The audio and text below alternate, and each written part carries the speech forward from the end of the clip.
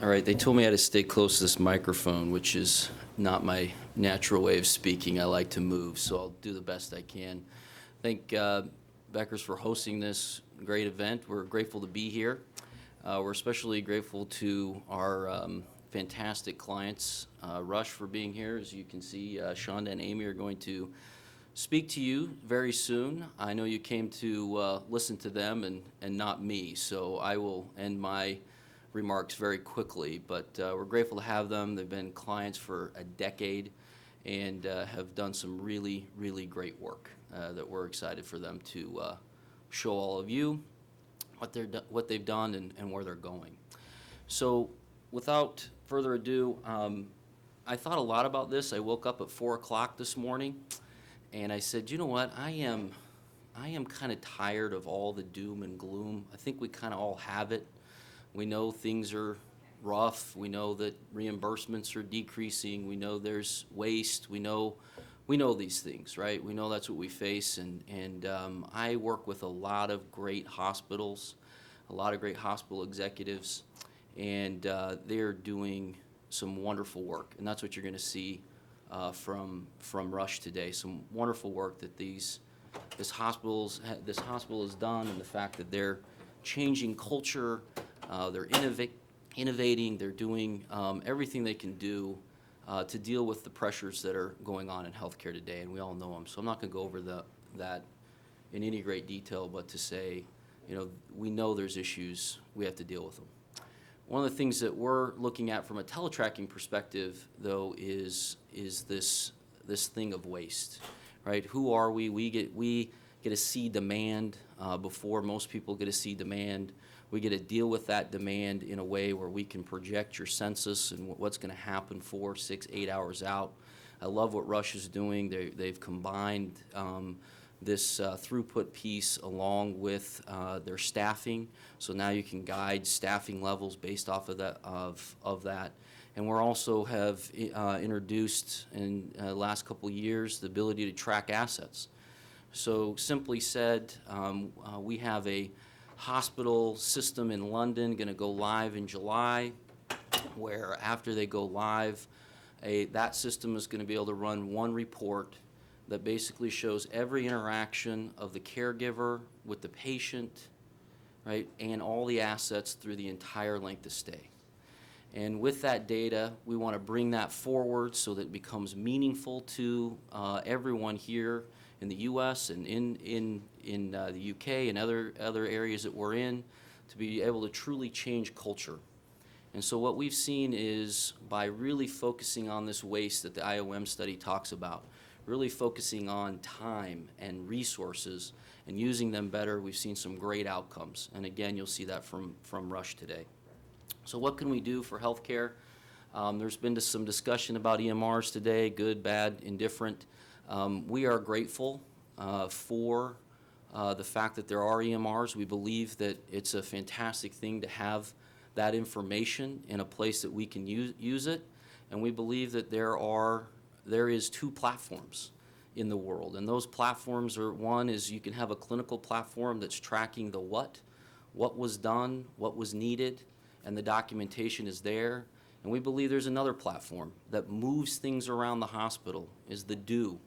We have a client who found $50,000 a month from drugs that have been wasted because they were sent to rooms where the patient was off the floor and they were time sensitive, or the patient was discharged. They use the system now to make sure that the patient is there before those drugs are sent.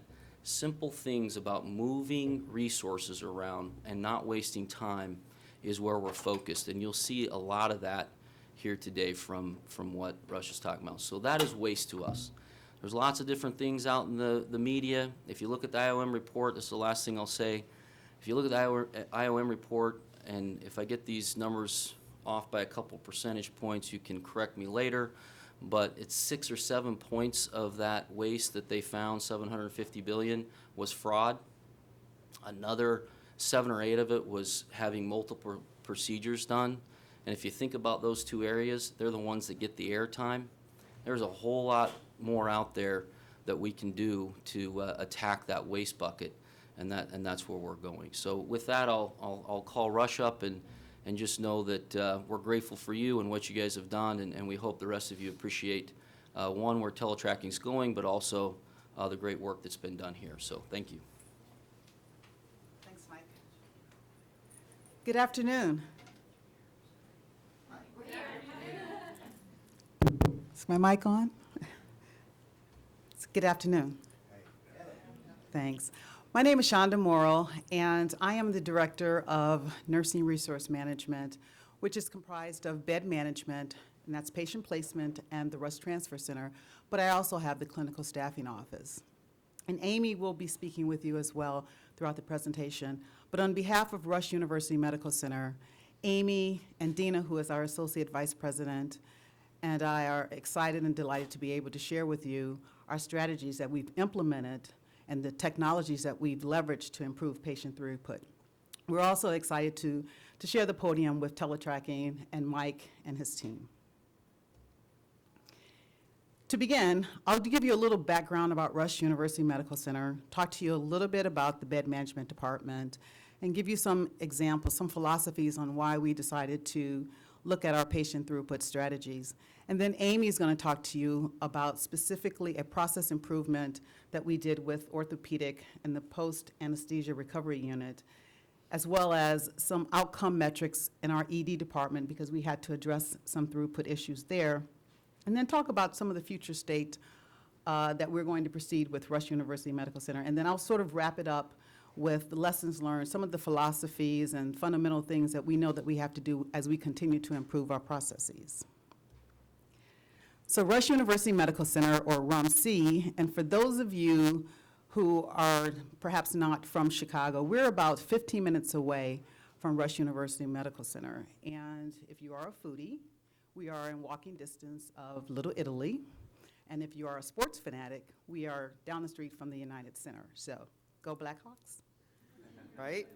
In terms of the Bulls, well, you know, what do you tell your staff? It's the effort. So we have to see what's going to happen tonight with Miami, but we're still proud of our sports team. Rush University Medical Center, or RUMC, is an academic medical center that it has on-campus hospitals. And we have ambulatory services as well as clinics. We staff more than 650 beds. We employ greater than 8,000 employees. We have 31,000 admissions and greater than 1 million outpatient visits a year. We also have a volume of about 60,000 in our ED department. Rush University has a medical school for for physicians to be, and we have a College of Nursing. We also have a College of Health and Science and Graduate College. So it's really great to have very young and fertile minds that are on our campus. We also have been awarded greater than $70 million in awards for research, and we have a Rush system for healthcare. And because we are located on the near west side, we are very integrated in the community health of our west side communities, and as well as our suburban communities. In terms of the bed management department, it is patient placement, and as all of you know, it assigns the beds, and it's from all of the portals of entry, whether it's the emergency department or internally the ICUs or post-op and direct admissions. We like to think of ourselves as the gatekeepers, the traffic controllers, so that we monitor the flow. And the whole idea is that we should know and be able to predict 24 to 48 hours what is our house availability for beds. And that is our goal, to prevent bottlenecks in all of our patient portals of entry. We also facilitate peak capacity meetings. And what that is, because we have this predictive modeling, and we should know if our beds are available, if indeed there is an alert, we are the folks that are going to bring all the stakeholders together and talk about what are we going to do, what is the action plan to either decompress ED or make sure that we can discharge patients who are medically ready to be discharged in a more timely fashion. So we facilitate those peak capacity meetings. The Rush Transfer Center is the center where we bring in outside transfers. The only services that we do not do outside transfers for are psychiatric, OB, and rehab. In terms of our statistics in bed management, and we looked at it from our fiscal year, which starts in July to March, we had a little over 9,000 in terms of placing patients, and that includes internal transfers. Our volume of calls, approximately 4,100 calls per week. And that, to me, would be a trigger in terms of, are these calls because we are actually moving patients through the hospital, or are these calls actually duplicative? Or perhaps we're not using our technologies and we're having calls about where is the patient, or is the room clean? So are we using the technologies that perhaps can give us that information? And so if you think about placing patients, if you think about cycle time, we're answering phone calls and that's taking minutes away from perhaps placing another patient. So we really needed to distinguish, are the 41,000 calls truly to move patients through, or indeed, is there some waste in terms of duplicate services or talking to people when actually we could be using our technology? In terms of the Rush Transfer Center, our top service lines are neuro or two brain. Now, it's not that a patient has two brains. It's actually a phone number, two brain, just in case you were wondering. And we also have medicine, peds, and PICU, and general surgery. Our volume of calls are about 70 per week. And since July to March, we have transferred greater than 250 patients. And we get patients from academic medical centers as well as community hospitals. What is the trigger for us is obviously our declinations. And in Chicago, we had a very early season of the flu. And so we had a very intense capacity issue in the fall and early winter months. And so this is not the type of percentage that we want to represent in terms of declining, because if we're providing this service and if we're stating that you can get quality care at Rush, we want to make sure we can get those patients in. However, we do monitor why there were declinations. We wanted to distinguish between operational and circumstantial. What I mean by operational is perhaps there wasn't an ICU bed available. And in terms of circumstantial, it could be the patient and family refused to come, and or the patient was decompensating and we could not transfer that patient over. So we definitely monitor what our declinations are. When we talk about patient throughput strategies, we really sat down and tried to discern what's our philosophy. How are we going to approach this? We knew immediately that we needed to align any of our patient flow initiatives with the hospital's overall strategic goals to make sure that we can improve the patient flow through our goals. We also knew that we needed to engage stakeholders to promote buy-in and accountability. And throughout this entire presentation, and with Amy's presentation, you're going to hear a lot about buy-in and accountability.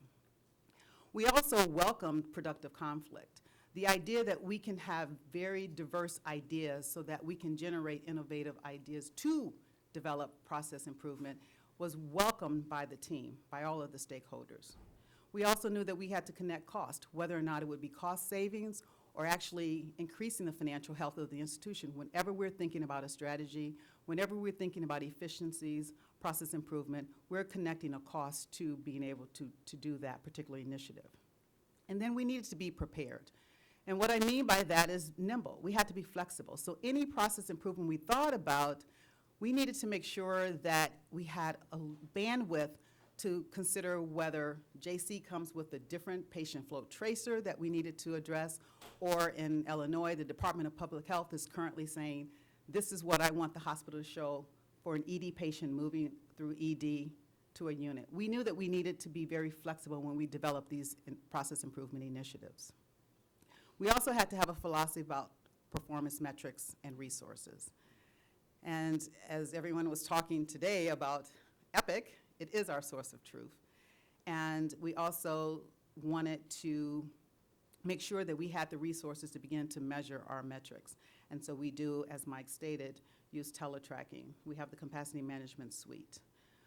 We also shamelessly steal from industries. And one of the industry is obviously Motorola, who thought about Six Sigma and Lean, and then Toyota, who took it on to another level. But we also knew that we needed those methodologies to make sure that we could sustain our process. So we do use Six Sigma and Lean. And if there's anything that you can glean from this presentation, is truly, if you have not created a shared need or shaped a vision so that you can mobilize commitment and then monitor your progress to make change last.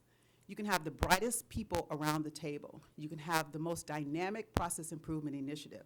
But if you have not laid the foundation for change management, it simply is not going to be sustained and is not going to work.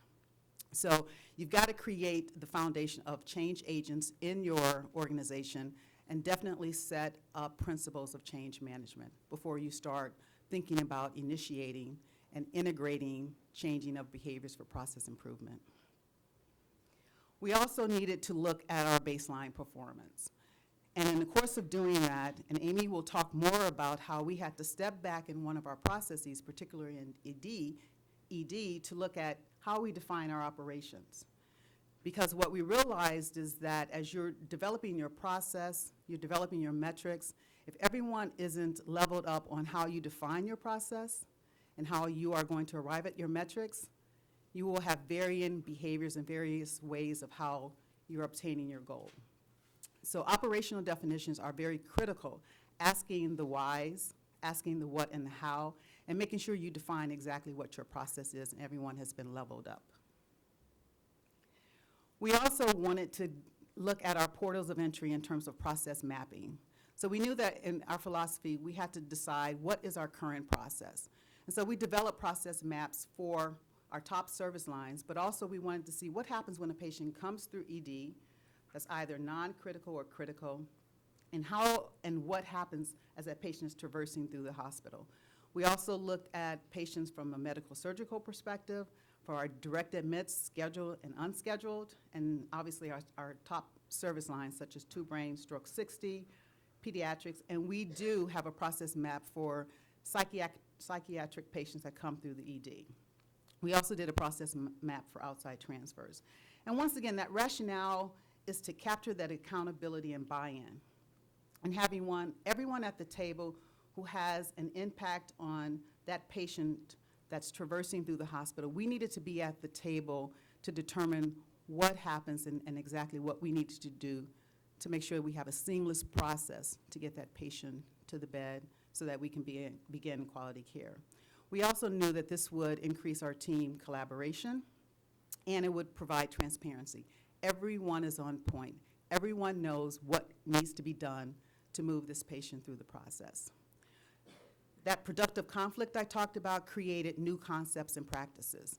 We had really good discussions about what needed to be done and who needed to do it. And from that came the pull process, as well as we were able to determine that perhaps everyone is not using our technology such as TeleTracking to its full capacity.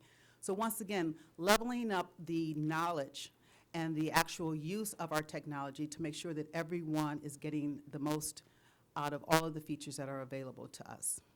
And what was important for me is to decrease the variability of practices, particularly in bed management.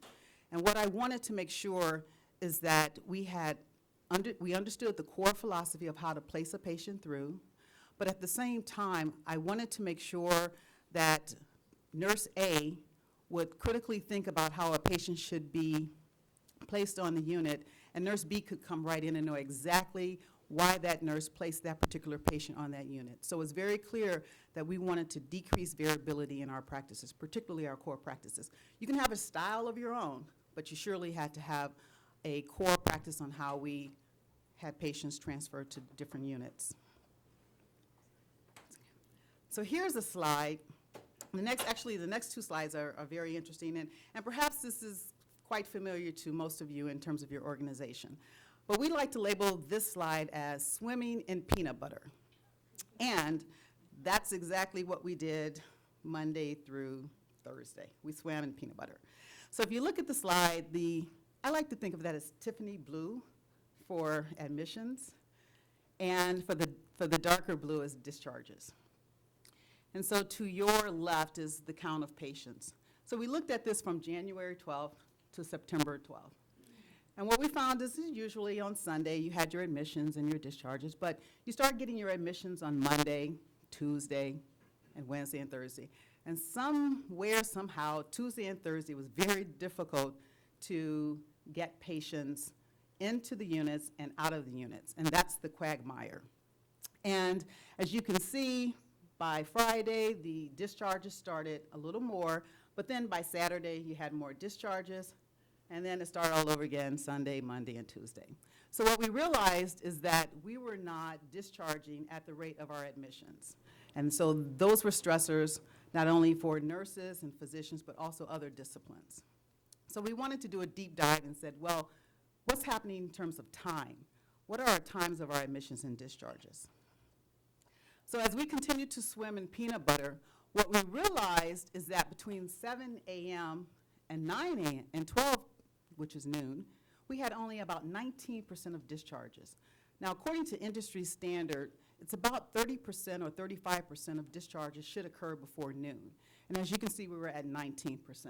And between 1 and 6, we were at 46, which, if you look at it from 7 a.m. to 6 p.m., we only discharged about 67% of our patients. So what was interestingly telling is that between 2 and 6, we're pretty much where the majority of our discharges occurred. And so our median discharge time was about 3:30. And this was more prevalent on the general meds unit. So just a query.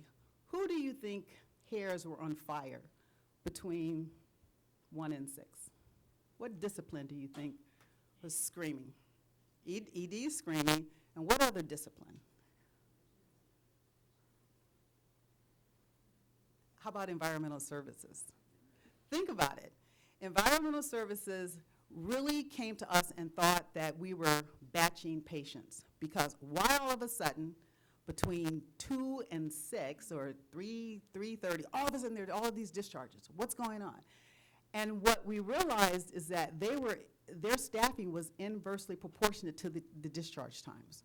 So they had more staff during the morning time, and then they would have less staff during the time where we had the majority of discharges.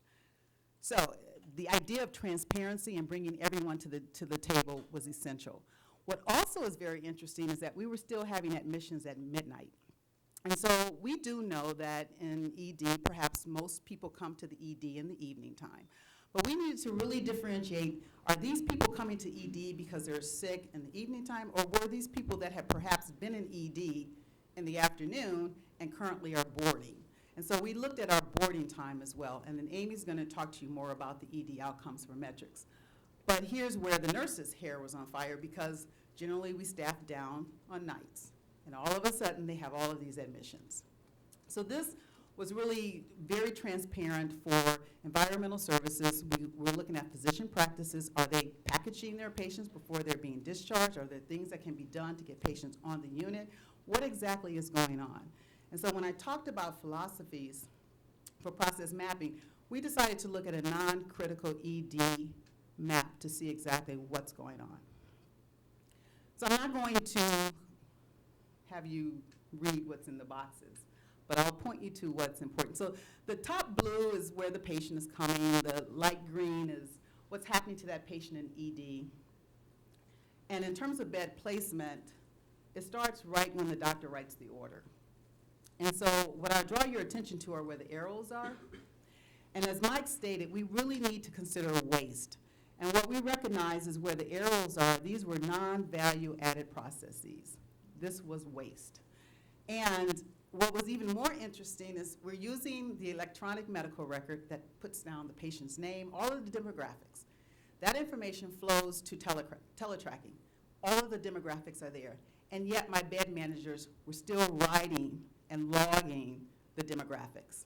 So if you think about cycle time, if you think about bed requests to bed assign and bed requests to butt in bed, which would be your bed placement time, if you're shading off those minutes and you're not doing that, then that's creating a waste, as well as that patient is still holding an ED as we're writing down information that's already there.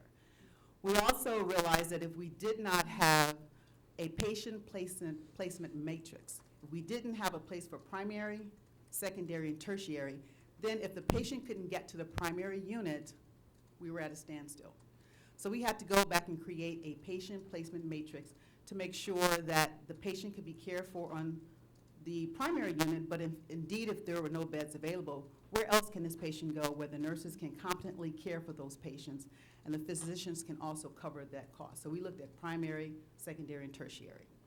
So those are the areas that if we could improve, we could eliminate. And we also had the instance where phone calls. Bed managers were calling to say, where's the patient? So if we were using the features in TeleTracking, that information would be either instant messaging or auto-paging. And so we realized that we needed to go back and retrain our stakeholders on the use of TeleTracking.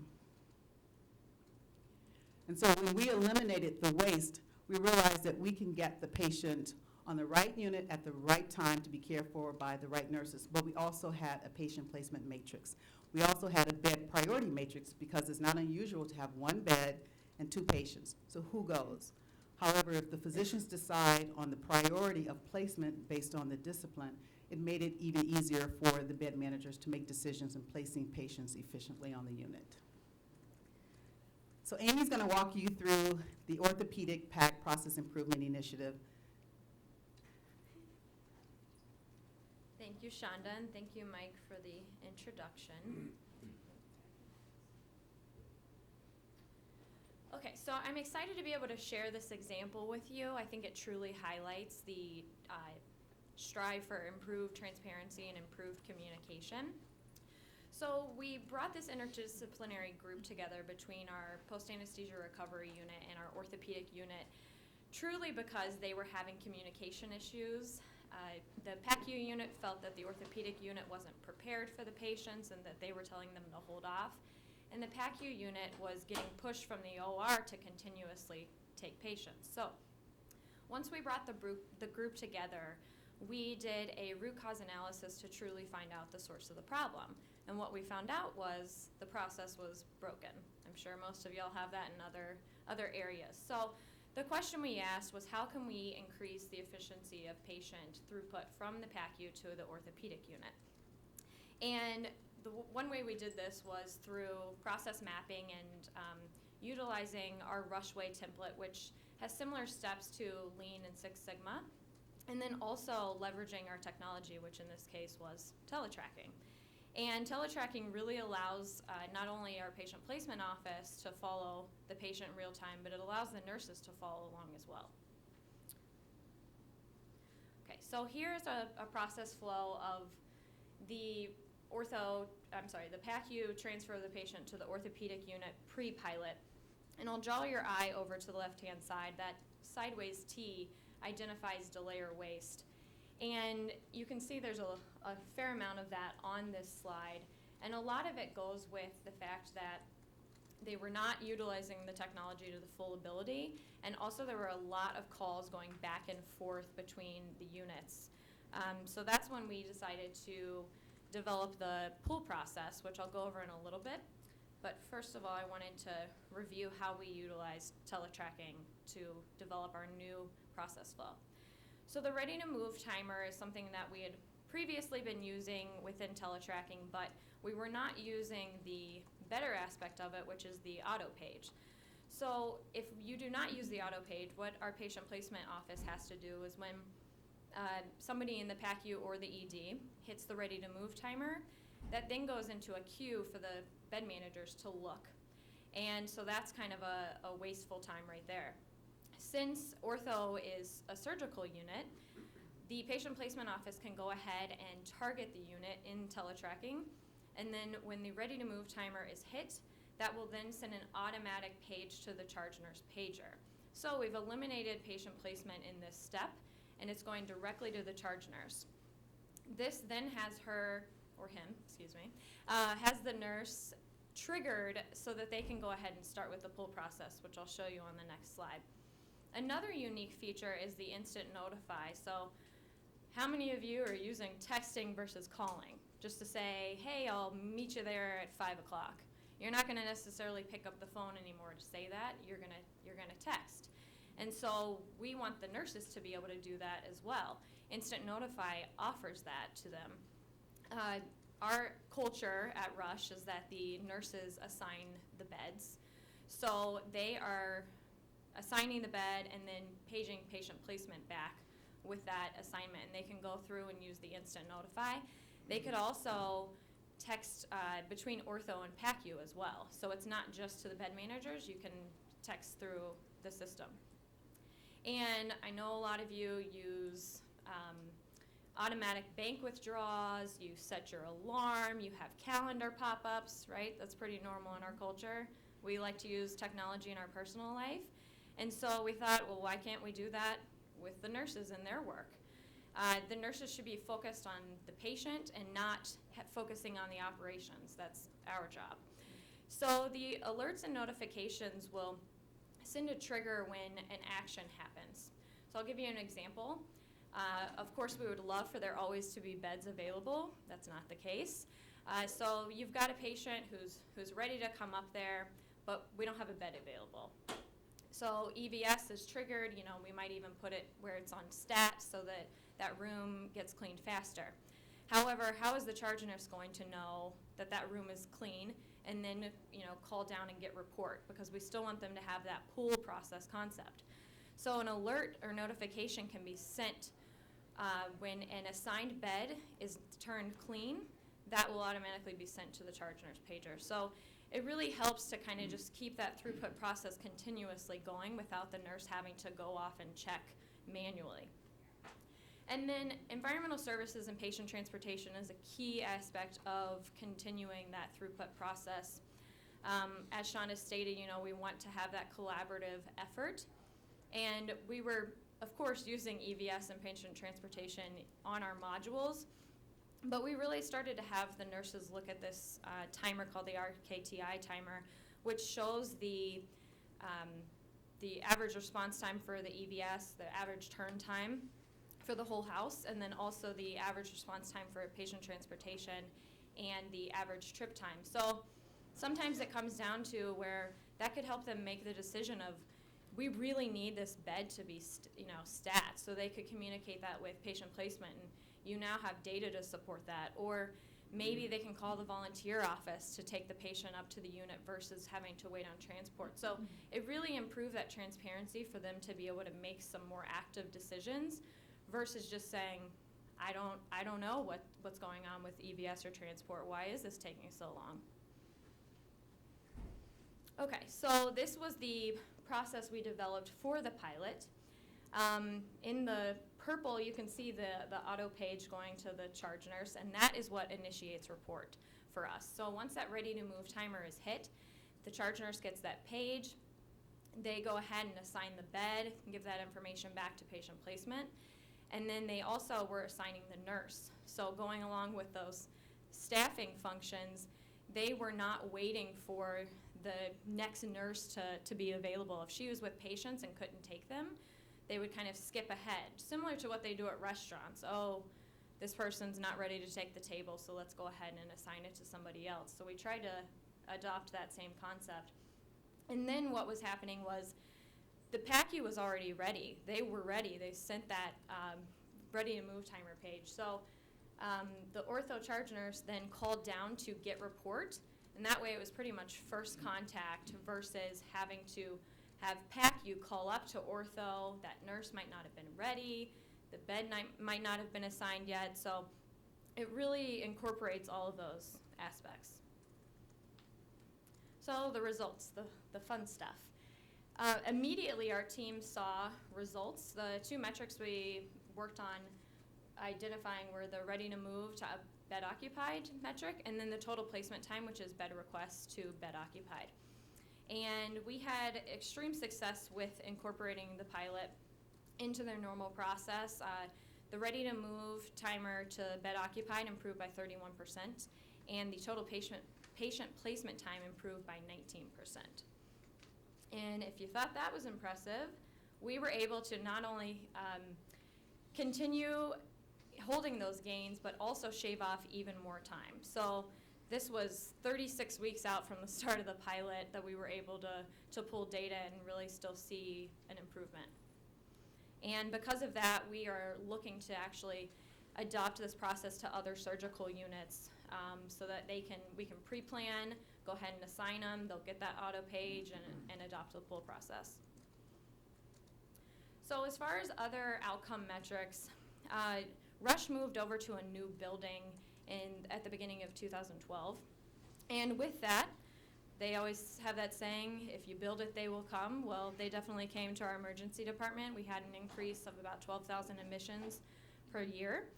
So with that, we knew we needed to start looking at our data. We were hearing things that there were bottlenecks, so we went ahead and looked at our data, and we saw that our bed request to bed assign time was over an hour.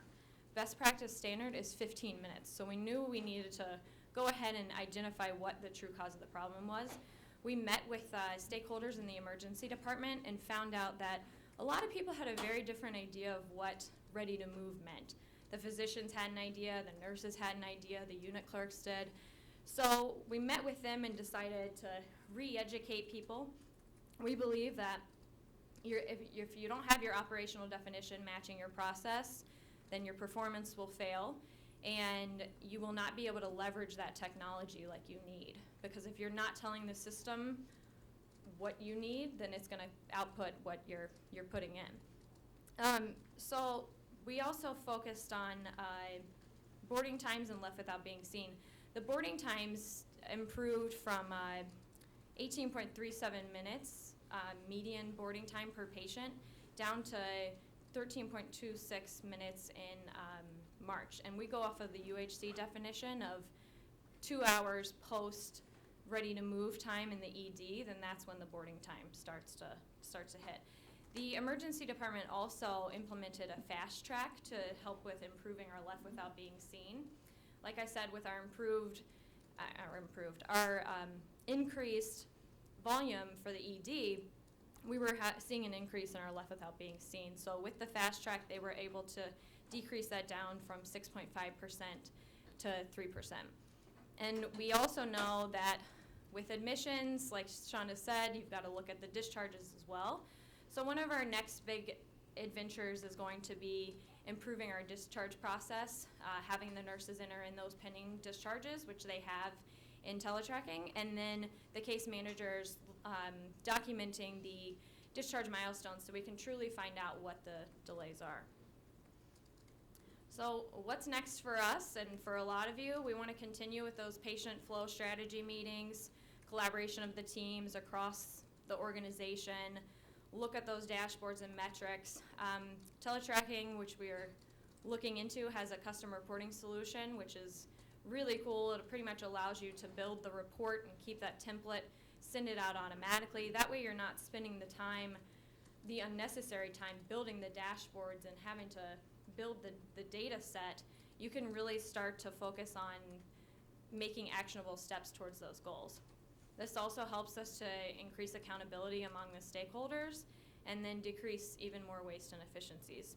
We're also evaluating getting bed boards for all of the nursing units, including the ED and PACU, so we can have even more increased transparency and then ease of use. And then lastly, I want to just finish up with how we talked about the surgical units. We also want to adopt the pull process to all of our units. So those are some examples, and Shonda is going to finish up with some of our lessons learned. Thanks, Amy. So from everything that we've done and what we're going to do in the future, we know that we need a base. We know we need a standard of practice so that we can always refer to keep us honest. And in terms of Rush, we have a strategy called iCare, and that's innovation, collaboration, accountability, respect, and excellence. So whenever we're thinking about process improvement, we know that we have to start at our standard of practice. I know that we're all legends in our own minds, but we know that we have to have collaborative partners. And so we want our partner to have as much zest and zeal in process improvement. We also recognize the strength of our different disciplines, and we bring that to the table collaboratively and talk about process improvement. And once again, you have to embrace and accept the art of change.